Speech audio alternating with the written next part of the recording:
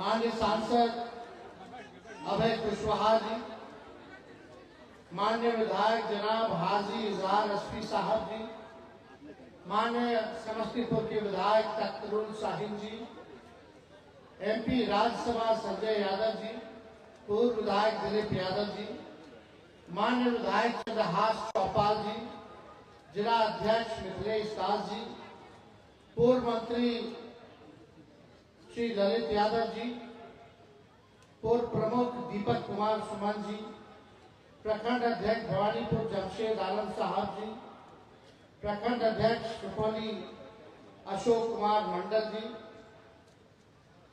माननीय पूर्व मंत्री आलोक कुमार मेहता जी, पूर्व जिला अध्यक्ष आलोक यादव जी, जनाब मोतीउर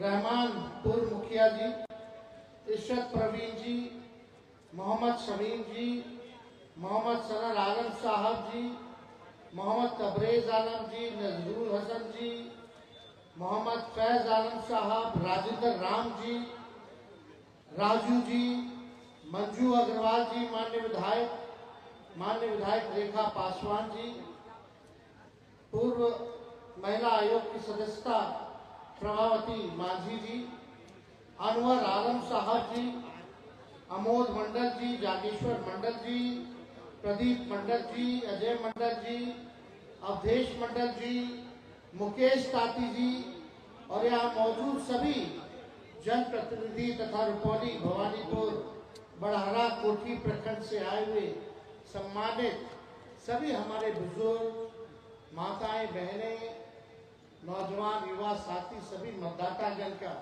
इस चुनावी जनसभा में आप सब लोगों का स्वागत करते हैं, आप लोगों का अभिनंदन करते हैं। और ये उपचुनाव हो रहा है जिसमें हम लोगों ने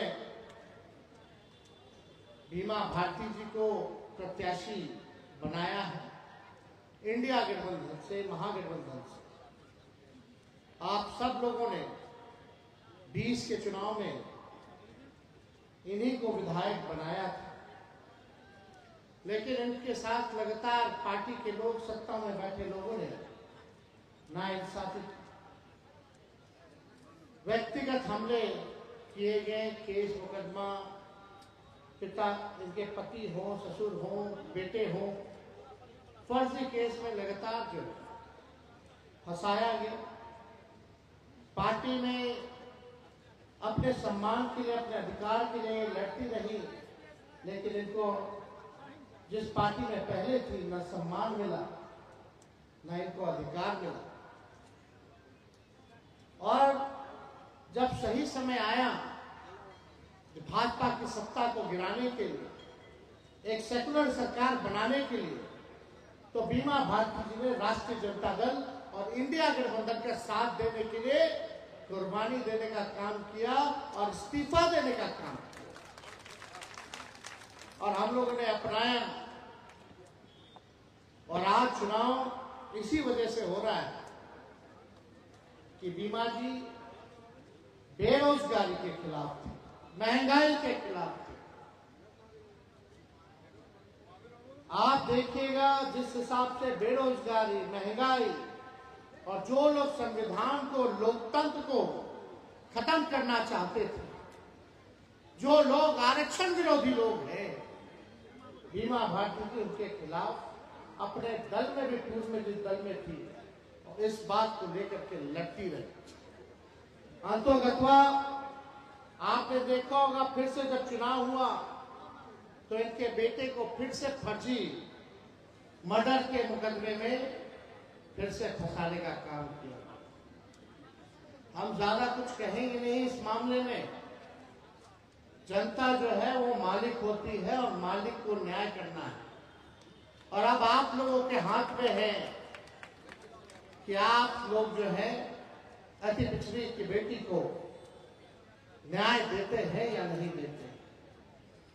इस चुनाव से कोई सरकार गिरने और बनने वाली नहीं है, लेकिन एक तमाचा वैसे सरकार पर लगेगा जिस सरकार ने बेरोजगारी बढ़ाने का काम किया, जिस सरकार ने महंगाई और गरीबी बढ़ाने का काम किया, और जिस सरकार ने आरक्षण को खत्म करने का प्रयास किया और देश के संविधान को खत्म करना चाहते हैं, जो सरकार लगातार भ्रष्टाचार कर रही है लेकिन किसी पे कार्रवाई नहीं हो रहा, ये एक संदेश जनता का जाएगा। वैसी सरकार के खिलाफ कि अब बिहार में जनता उसी के साथ है जो बेरोजगारी हटाएगा, जो महंगाई हटाएगा, जो गरीबी हटाएगा, जो कारखाना देगा, जो किसानों का आय दुगुना करेगा, जो आरक्षण की सीमा को बढ़ाएगा, जो संविधान और लोकतंत्र को बचाएगा, जो विकास की बात करेगा, जो भाईचारे की बात करेगा, एक संदेश वो भी है। 20 के चुनाव में हम लगभग सरकार बना लिए थे, लेकिन मात्र केवल 5-7 सीट बेईमानी करके हम लोगों को हराया। हम लोगों ने स्वीकार किया और हम लोग विपक्ष में बैठे। हम लोगों की लड़ाई बेरोजगारी के खिलाफ चलती रही, और जब हम 17 महीने उप मुख्यमंत्री बने, भाजपा को जब हम लोगों ने बिहार से बाहर किया और 17 महीने उप मुख्यमंत्री बने, तो 5 लाख लोगों को सरकारी नौकरी हम लोगों ने देने का काम किया पूरे बिहार में। स्वयं सहायता समूह जितनी हैं, उनके मानदेय को हम लोगों ने बढ़ाया, दुगुना किया। हम लोगों ने जाति आधारित गणना कराया और उसी जाति आधारित गणना के हिसाब से 75% जो है आरक्षण की सीमा हम लोगों ने बढ़ाया। किन किन लोगों का बढ़ाया हम लोगों ने आरक्षण? उस 17 महीने में अति पिछड़े समाज का, पिछड़े समाज का, आदिवासी समाज का, दलित समाज का, इन लोगों का हम लोगों ने जो है आरक्षण बढ़ाने का काम किया। चाहे हमारे अल्पसंख्यक भाई अति पिछड़े हो या पिछड़े हो, उन लोगों का भी आरक्षण जो है बढ़ा। लेकिन जिसका डर था, हम बोल रहे थे बार बार पिछले चुनाव में कि भाई ये सरकार अगर बन जाएगी तो ये लोग आरक्षण को खत्म करना चाहते हैं, संविधान को खत्म करना। चुनाव खत्म हुआ लोकसभा का, जो हम लोगों ने 75% आरक्षण की सीमा बढ़ाई थी, उसको भाजपा के लोगों ने कोर्ट में जाकर के रुकवाने का काम किया। अब जो भी बहाली निकलेगी, कहीं भी सरकारी कॉलेज में आप जाओगे, पिछड़ा समाज के लोग, अति पिछड़ा समाज के लोग, आदिवासी या दलित भाई, तो इस आरक्षण का फायदा आपको नहीं मिलेगा, ना एडमिशन में ना नौकरी में। यही बीजेपी की सरकार है। हम लोग चाहते थे जिसकी जितनी संख्या भारी उसकी उतनी हिस्सेदारी। जिन लोगों का आरक्षण हम लोगों ने बढ़ाया था ताकि नौकरी में आप लोगों को आरक्षित रहेगा सीट, कॉलेज में आप लोगों का सीट आरक्षित रहेगा ताकि पढ़ लिख लेगा लोग, नौकरी मिल जाएगा लोग, तो अपने पैरों पर बलबूते ये समाज, वंचित समाज खड़ा हो पाएगा। गरीब जो है मुख्य धारा में आएगा। लेकिन भाजपा के लोगों ने समाप्त कर दिया। हम नीतीश जी को कहते रहेंगे, नीतीश जी को हम कहते रहेंगे कि शेड्यूल 9 में डालिए। जब हम लोग कैबिनेट में थे तो हम लोगों ने भारत सरकार में भी लिख के भेजा कि प्रधानमंत्री जी इसको शेड्यूल 9 में डालिए। अब हाल देखिए क्या है भाई। नीतीश कुमार जी बिहार के मुख्यमंत्री हैं तो बीजेपी के बदौलत, और नरेंद्र मोदी जी प्रधानमंत्री हैं तो नीतीश जी की बदौलत। अब आप बताओ बिहार की जनता, अब आरक्षण को जो हमारा आरक्षण 75% था, अब तो नीतीश जी के हाथ में है। अब तो शेड्यूल 9 में डला दे ताकि हमारा आरक्षण सुरक्षित रहे, है कि नहीं? अब तो नीतीश जी के हाथ में है कि बिहार को विशेष राज्य का दर्जा दिला दे। आप बताओ बिहार को विशेष राज्य का दर्जा मिलना चाहिए कि नहीं मिलना चाहिए? क्या देगा?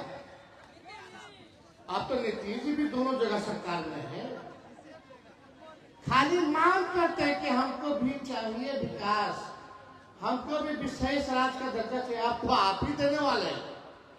भारत सरकार में भी आप हैं और बिहार सरकार में भी आपकी एनडीए की सरकार। लेकिन एक बात बता, आप लोग लिख करके ले लीजिए। हम धन्यवाद देते हैं देश की जनता को और आप सब लोगों को कि आप लोगों ने संविधान को बचाने के लिए वोट देने का काम किया। गंगा जमुनी को, तहजीब को बचाने के लिए आप लोगों ने वोट किया। और आज भाजपा जो 400 पार करती थी वो 240 पार नहीं कर पाई। आज भारत का विपक्ष यानी हम इंडिया के लोग, हम इंडिया के लोग विपक्ष इतने मजबूत है कि अब पानी पिलाने का काम विपक्ष करने का काम करेगी और जनता की आवाज को मजबूत करेगी देश के पार्लियामेंट में। बिहार में तो हम मजबूत ही हैं। अभी मुकेश सहनी जी कह रहे थे कि जैसे क्रिकेट में होता है, टेस्ट मैच होता है, टेस्ट अभी क्वार्टर फाइनल, हम सेमीफाइनल जिता दीजिए, फाइनल में हम लोग चले जाएंगे। हम इनको कहना चाहते हैं, सभी लोगों को कहना चाहते हैं, जिस हिसाब से अभी इंडिया वर्ल्ड कप जीता है ना, अरे इंडिया वर्ल्ड कप जीता तो इस बार बिहार का भी इंडिया जो है बिहार कप जीतेगा। बिहार में अपनी सरकार अगली बार बनाने का काम करेगा, भाजपा को यहां से दूर हम लोग करने का काम करेंगे। अब हो गया और हम बता देते हैं, हमारे चाचा जी का तो गारंटी भाजपा के लोग भी नहीं ले सकते। मोदी जी चिल्लाते रहे कि भाई भाजपा का, मोदी का गारंटी बहुत मजबूत गारंटी है। अरे मोदी जी आप गारंटी ले ना लीजिए चाचा का कि पलटेंगे कि नहीं पलटेंगे, क्या होगा। ये जो केंद्र की सरकार जो बनी है ये 5 साल चलने वाला नहीं है। ये आप लिख कर ले लीजिए। फिर से हम इंडिया की सरकार बनाएंगे और हम लोगों का एकमात्र लक्ष्य, हमको कोई मुख्यमंत्री नहीं बनना। हम चाहते हैं कि बिहार में से बेरोजगारी हटे, हर एक नौजवान के हाथ में नौकरी हो, हर एक नौजवान के हाथ में काम हो, उसकी लड़ाई तेजस्वी लड़ने का काम करें। आप बताइए तेजस्वी के हटने के बाद कौन सा नौकरी मिला? कोई नागरिक भी तो हम लोग खत्म ही कर देते, लेकिन इस बार पार्लियामेंट में लड़के खत्म कराया जाए। लेकिन बिहार में जब तेजस्वी था तो 3 महीना में नियुक्ति पत्र हाथ में मिल गया था। बेईमानी नहीं हुआ था परीक्षा में, ना पेपर लीक हुआ था।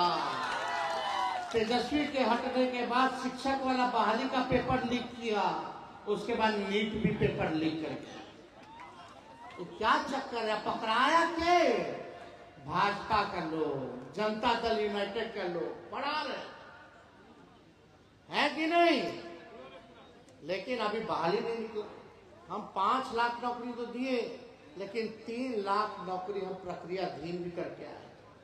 अब देखते हैं कितना जल्दी लोग निकालते। हम तो चाहेंगे कि भाई नीतीश जी जल्दी बहाली निकाले, जो हम लोग करके आए थे 3 लाख और जल्दी हो जाए, फटाफट हो जाए। लेकिन हम लोग थे तो खटाखट नौकरी देते थे, है कि नहीं? इस बार जो नौकरी नहीं देगा फटाफट उसको कर दीजिए सफाचट। आप बताइए, रुपौली है ना, ग्रामीण इलाका है, ये विधानसभा ग्रामीण इलाका है। सब्जी का दाम कितना है? कोई ऐसा सब्जी बता दे जो 40 रुपए के नीचे का हो। मसाला, तेल, गैस सिलेंडर तो 1200। बताइए महंगा हुआ कि नहीं हुआ? यही आलू 5 रुपया 10 रुपया किलो मिलता था, आज जो है 30-35 रुपया किलो मिलता है। अब पटना चले जाएगा तो कम से कम 45 रुपया किलो खाली आलू ही मिल रहा है। गोभी का दाम देखिए, परवल का दाम जाके देखिए, साग सब्जी का दाम जाकर के देखिए, तेल मसाला का दाम देकर के देखिए।